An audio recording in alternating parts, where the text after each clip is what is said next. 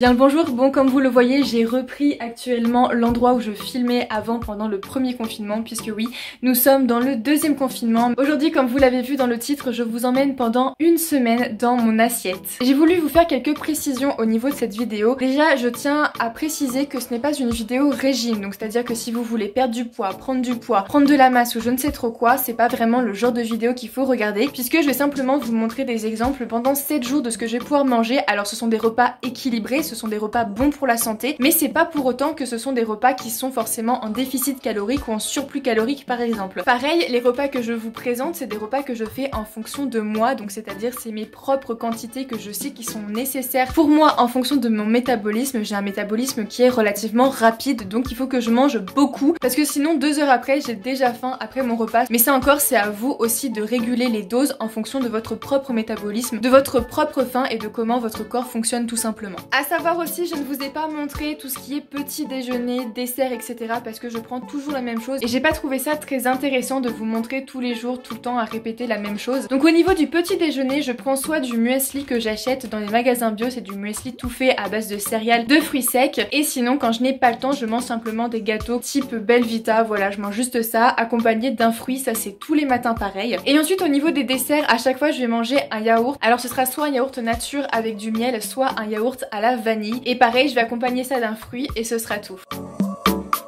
Je viens de faire un shooting avec Phil Pictures, donc d'ailleurs si vous voulez voir ce qu'on a fait, je vous invite à aller voir sur mon Instagram et puis sur le sien, au moins comme ça vous verrez tout ça. Ici nous sommes pas là pour parler photo mais pour parler nourriture, et parce que oui c'est très important la bouffe. On est dimanche soir et j'ai décidé de vous prendre à partir de maintenant. J'ai décidé de partir sur une pizza parce qu'on va pas se mentir, c'est quand même super bon et contrairement à ce qu'on pourrait croire, c'est pas si mauvais que ça niveau nutrition. Et si on n'en mange pas toutes les semaines, il y a aucun problème, on peut largement se faire plaisir. J'ai donc du coup commencé par acheter la pâte à pizza, je la fais pas moi-même, je l'achète directement en magasin parce que c'est beaucoup plus simple. Donc je commence à déposer la pâte à pizza sur le plateau que je vais enfourner, je déroule la pizza, je fais des petits bords en enroulant tout autour la petite croûte, comme ça j'ai bien mon rond de pâte délimité. Ensuite je viens prendre de la sauce tomate, là encore que je ne fais pas moi-même, que je vais venir étaler tout au long de la pizza. J'en mets une couche assez importante puisque il faut pas que ça s'évapore pendant la cuisson, il faut toujours qu'il y ait un petit peu de tomate sinon ça devient très séché et c'est beaucoup moins bon. Ensuite je vais venir mettre la garniture, honnêtement vous pouvez mettre tout ce que vous voulez sur une pizza. C'est ça qui est génial, c'est qu'en fonction des goûts et des couleurs de chacun, tout le monde peut trouver son compte. Nous ce qu'on aime bien faire c'est mettre de temps en temps du jambon sec comme ça. Alors c'est très gras, c'est très salé, donc c'est pas ce qu'il y a de meilleur niveau diététique, mais bon encore une fois de temps en temps c'est pas un problème. Nous sommes des grands fans d'olives, donc évidemment nous avons garni aussi notre pizza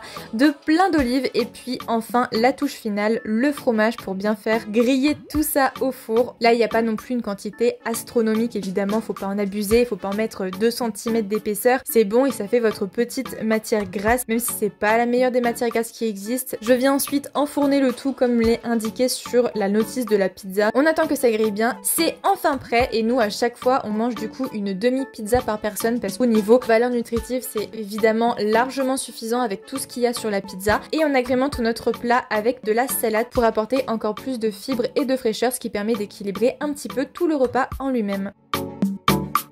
Pour ce deuxième repas de la semaine, nous avons décidé de faire quelque chose de beaucoup plus léger et surtout de beaucoup plus frais puisque nous avons fait une salade composée. Je mets tout le temps de l'huile d'olive pour cuire mes aliments et même pour quoi que ce soit dès qu'il y a besoin d'huile parce que niveau nutrition c'est l'une des meilleures huiles qui existent vu que c'est composé d'acides gras insaturés. À savoir les gnocchis c'est environ 130 grammes par personne pour un repas. Ensuite dans un saladier à côté, pendant que mes gnocchis cuisent, je vais commencer à composer ma salade. Donc je commence par mettre de la truite fumée, c'est comme du saumon fumé, ça exactement le même goût, la seule différence c'est que c'est moins cher. C'est extrêmement bon pour la santé puisque ça comporte plein de gras qui sont très essentiels et très bons pour nous. Ensuite je vais mettre un petit peu de maïs, il me restait un fond donc j'ai vraiment mis juste ça, des tomates et enfin forcément la touche finale pour une vraie salade, de la salade que je découpe et que je mets dans mon saladier. Une fois que mes gnocchis sont cuits, j'ajoute tout ça au mélange que j'ai fait dans mon saladier et c'est enfin prêt. Cette fois-ci, on a décidé de faire un repas un petit peu plus rapide ou qui demandait beaucoup moins de temps de cuisson ou quoi, puisque je rentrais là aussi d'un shooting que j'ai fait dans un bain de lait. J'avais très faim. Pour tout vous dire, j'ai été traitée comme une princesse puisque on m'a offert un pain au lait et un chocolat chaud à la fin de la séance. Encore une fois, je vous invite à venir suivre ce photographe qui est Frédéric si vous voulez voir le résultat. Donc je suis rentrée assez tard de cette soirée, c'est pour ça que j'ai voulu cuisiner rapidement. On a voulu du coup faire une sorte de poêlée de légumes, faire des légumes sautés. Donc on a a commencé par décongeler les légumes. Moi quasiment tous mes légumes je les achète soit frais soit congelés. Donc là on a décongelé des brocolis, des haricots et des petits pois. On a voulu accompagner le tout de riz, à savoir moi je mets environ 70 grammes de riz par personne. Et ensuite nous avions aussi du poisson pané. Ici c'est du cabillaud, franchement j'adore, c'est trop bon. Une fois que les légumes étaient décongelés, on les a mis dans une poêle pour les faire revenir, les faire un petit peu sauter. Et ensuite, eh bien comme je vous l'ai dit, c'était très rapide, donc le plat est servi. Donc comme vous voyez là je suis encore maquillée, je viens de filmer la vidéo qui sortira bien avant celle-ci du coup. Là actuellement on est en train de faire du chou, c'est une recette que je n'ai jamais fait. C'est ma belle-mère qui a la recette, on la teste actuellement. Mais je pense que ça va être sympa, le chou ça fait pas mal de temps qu'il est dans notre frigo, on l'a eu dans un panier que je vous montrerai un petit peu plus tard. Donc là au moins comme ça j'espère que ce sera bon, je suis pas très fan du chou. Je sais que c'est extrêmement bon pour la santé, mais peut-être que cette version là ça sera bon. Et bien je vous confirme que c'était vraiment super bon, hyper original. Et honnêtement si je dois encore avoir du chou rouge à cuisiner, je pense que je referai cette recette parce que c'était le meilleur compromis. Pour ce faire, nous avons commencé à couper le chou, nous avons enlevé toute la partie blanche et nous avons gardé que les feuilles rouges. Ensuite nous avons découpé des morceaux de pommes, j'ai mis une seule pomme dans la recette parce que nous avons commencé à faire cuire le chou avec la pomme dans de l'eau et à côté nous avons découpé des petites pommes de terre pour faire des patates rissolées. Et pour accompagner le tout avec des protéines, nous avons fait cuire des filets de poulet que pareil nous avons cuit tout simplement à la poêle dans de l'huile d'olive comme d'habitude. Et une fois que le tout est cuit, eh bien il reste plus qu'à mettre dans l'assiette et je trouve que ça fait une assiette super jolie parce qu'elle est hyper colorée. Pour le repas du soir, on va rester dans le thème des légumes puisque j'ai fait une ratatouille faite maison. Donc j'ai commencé par prendre une aubergine que j'ai lavée, que j'ai commencé à découper en petits morceaux en carrés. C'est pas forcément nécessaire de faire des morceaux hyper petits puisque dans tous les cas ça va se rétrécir avec la cuisson. Et ensuite j'ai fait exactement la même chose avec des courgettes. J'ai pris des tomates et j'ai fait exactement la même chose, je les ai découpées. J'ai mis tout dans une casserole et j'ai versé le reste de la sauce tomate que j'avais justement utilisée pour la pizza. J'ai mélangé le tout et ensuite j'ai mis tout ça à feu doux en train de mijoter avec un couvercle par-dessus pour ne pas perdre la sauce qui va se créer en même temps. J'ai décidé d'accompagner ma ratatouille avec une omelette, donc je prends des œufs, je les mets dans un bol et je viens broyer ces œufs avec une fourchette pour faire un mélange relativement homogène. Il me restait du jambon que je n'ai pas voulu gâcher, je déteste jeter la nourriture, donc je me suis dit que cette tranche de jambon, j'allais la mettre dans mon omelette pour qu'elle soit un petit peu plus originale. J'ai mélangé le tout et j'ai mis simplement sur une poêle comme une omelette normale que j'ai fait cuire. À côté de ça, j'ai fait de la semoule, donc ça pareil c'est très simple, on pèse la semoule, on la met avec un tout petit peu d'eau chaude dans un saladier, on recouvre le tout, on attend 5 minutes et c'est enfin prêt.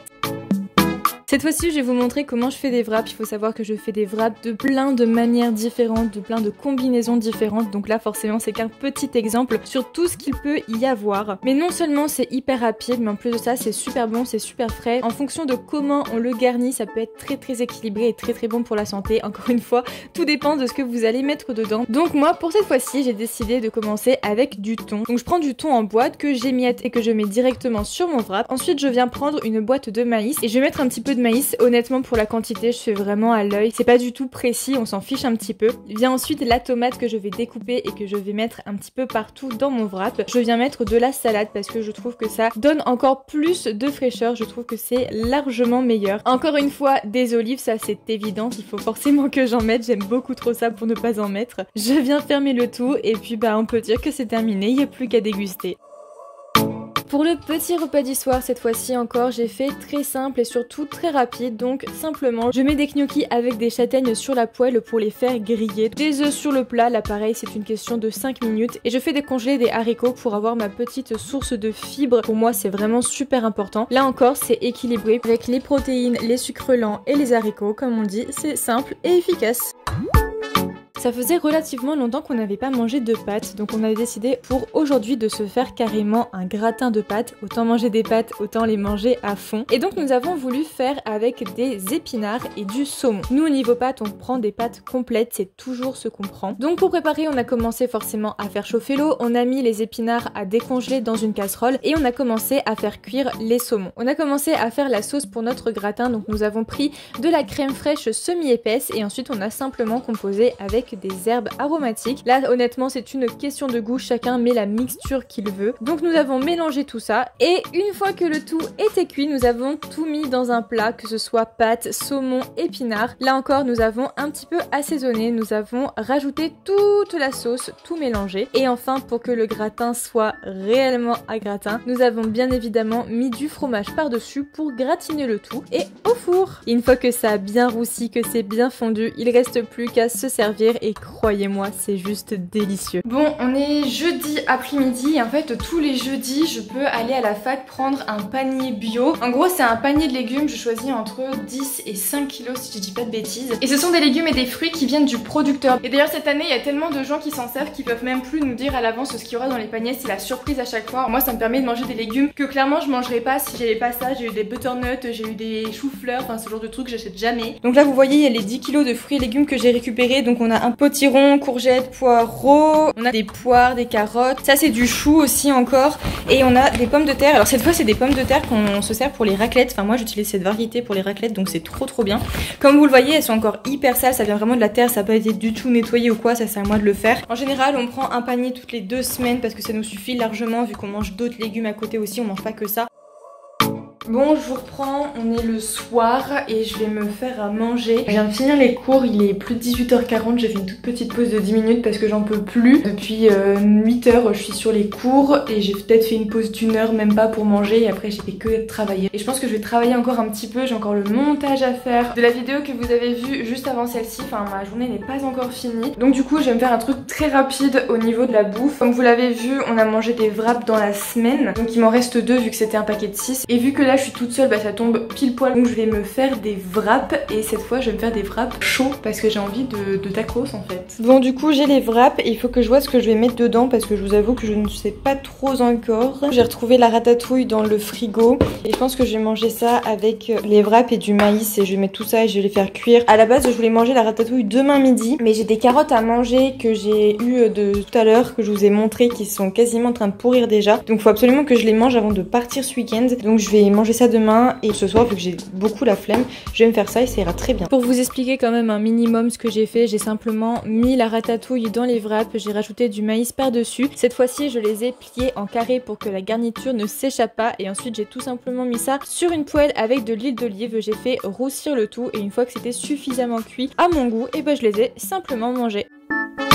Bon pour ce midi je mange encore toute seule et du coup ça va être encore l'occasion de faire des trucs que je ne mange pas habituellement parce qu'il y en a un qui n'aime pas ça. Donc je vais vous montrer comment on fait des protéines de soja. Donc c'est des protéines comme son nom l'indique végétales. Donc c'est cool des fois d'alterner, moi j'aime bien faire ça, j'en mange du coup très rarement. Et en plus ce qui est bien dans la protéine végétale c'est que vous allez voir il en faut une très petite quantité pour avoir sa dose de protéines parce que c'est très concentré, donc ça c'est vraiment super cool. Donc je vais cuire ça. En gros moi je le stocke dans un pot en verre comme ça, au moins ça évite que les petites mites alimentaires fassent leur petite vie et puis c'est bien hermétique, ça conserve bien. Donc vous voyez ça ressemble à ça, moi je les trouve dans les magasins bio en vrac et que là où je les trouve personnellement. Donc là vous voyez j'ai mis dans de l'eau, j'ai mis sur le feu, j'ai mis au plus haut.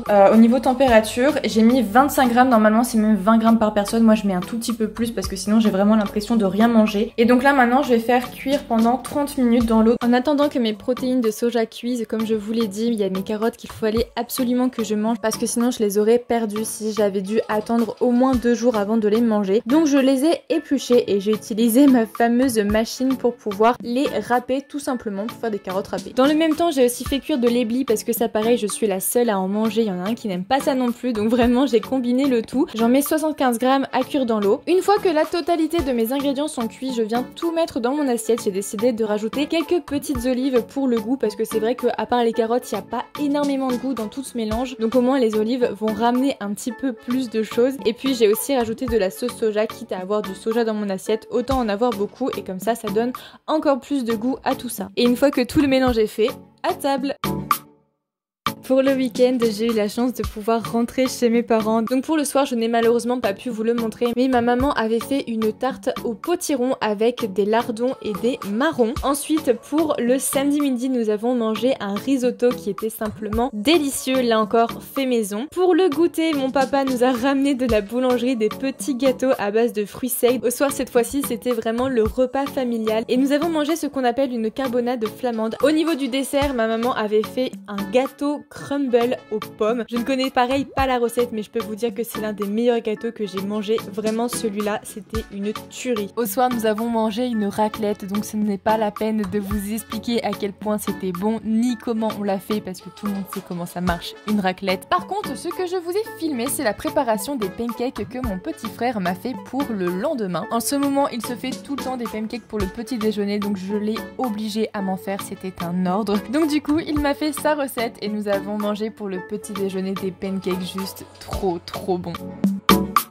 Allez, pour terminer cette semaine avec moi, je vais vous montrer ma précieuse recette de frites maison et croyez-moi, c'est juste incroyablement bon. En fait, c'est vraiment simple. Vous prenez le nombre de pommes de terre que vous voulez par personne. Moi, en général, j'en prends 2 à 3 pour une personne. Vous découpez simplement ces petites pommes de terre en frites. Après, encore une fois, c'est à vous de voir si vous préférez les frites plus fines et donc plus grillées ou alors plus grosses. C'est vraiment au goût de chacun. Une fois que les pommes de terre sont découpées, on va simplement venir mettre une cuillère à soupe d'huile d'olive dans un saladier et on va ajouter du paprika à cette huile. Ensuite, on va venir mélanger le tout avec les frites et ensuite, on va venir simplement étaler les frites sur du papier cuisson et enfourner le tout. En général, c'est 25 minutes de cuisson à 30 minutes de cuisson et ensuite, il n'y a plus qu'à déguster. Bon, j'espère que cette vidéo vous aura plu, qu'elle vous aura donné plein d'idées de recettes et de choses à faire. Là encore, je vous ai emmené vraiment avec moi dans la vraie vie, c'est-à-dire que les écarts quand j'ai mangé un peu plus gras ou un peu moins bien, je vous les montrer aussi parce que ça sert à rien de vous le cacher, au contraire. N'hésitez pas à me dire en commentaire s'il y a des recettes que vous voulez faire et si jamais vous les faites, s'il vous plaît, envoyez-moi sur Instagram vos recettes et je serai super contente de voir que justement vous vous êtes inspiré de cette vidéo pour pouvoir faire des recettes. D'ailleurs, en parlant de recettes, là c'est vraiment qu'une infime partie de tout ce que je peux cuisiner au quotidien. Donc si jamais vous voulez un petit peu plus d'idées, moi je vous invite à aller sur mon Instagram. J'ai fait exprès une story à la une où j'ai mis un petit peu tous les screens avec les descriptions, un petit peu les recettes. Ça peut vous aider à vous donner des idées. Évidemment, vous n'êtes pas obligé de faire tout comme je fais moi, c'est logique. Mais voilà, si jamais ça peut vous donner des idées ou quoi que ce soit, et bien surtout, n'hésitez pas. Sur ce, moi comme je vous l'ai dit, j'espère vraiment que cette vidéo vous a plu. Ça a été très dur à tourner, très long et même au niveau du montage, c'est très compliqué. Donc n'hésitez pas à mettre un pouce bleu en l'air si elle vous a plu et à vous abonner parce que ça m'encourage toujours énormément. Et puis moi, je vous dis à très bientôt dans une prochaine vidéo.